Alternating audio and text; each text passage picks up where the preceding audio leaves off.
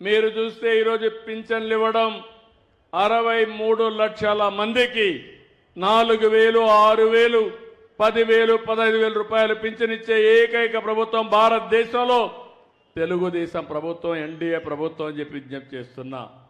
ఎక్కడ ఎవరు ఇవ్వడం లేదు.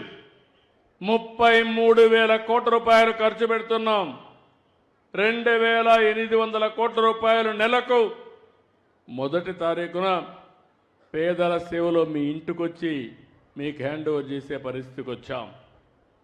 దీపం నేనే పెట్టాను, వంట గ్యాస్ ఇచ్చాం. ఇప్పుడు దీపం 2 కింద 3 సిలిండర్లు మా ఆడబిడ్డలకు ఇస్తున్నానని చెప్పి కూడా నేను మీకు తెలియజేస్తున్నా. అది కూడా కొన్ని ఇబ్బందులు ఉంటాయంటే ఆలోచిస్తున్నాను, ఇంకా ఏమైనా ఇంప్రూవ్ చేయగలుగుతామా?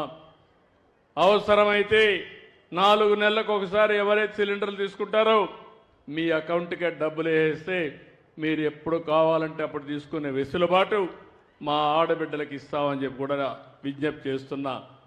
అన్నా క్యాంటీన్ పెట్టాం, పేదలకు 5 రూపాయలకే భోజనం పెడుతున్నాం. మెగా డిఎస్ఏ పెట్టాం. ఎవరైతే యువత ఉన్నారో మీ అందరికీ ఉద్యోగాలు ఇప్పించే బాధ్యత నాదని చెప్పాను.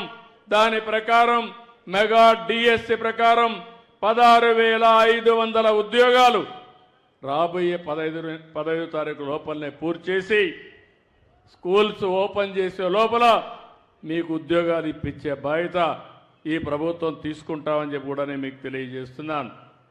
ఇది కాకుండా ఇంకో పక్క అన్నదాతకి 20,000 రూపాయలు ఇస్తా అన్న కష్టాలున్నాయి, ఇబ్బందులున్నాయి. కేంద్రం 6,000 ఇస్తుంది, రాష్ట్రం 14,000 ఇవ్వాలి.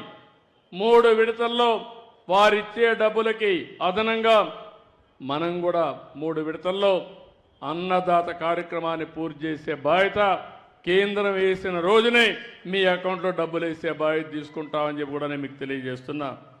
తల్లికి వందనం కూడా ఇస్తానని చెప్పాం. సూపర్ 6 చెప్పాం. నేను ఒకటి హామీ ఇస్తున్నాను, తల్లికి వందనం కూడా తొందరలోనే ఇస్తాం.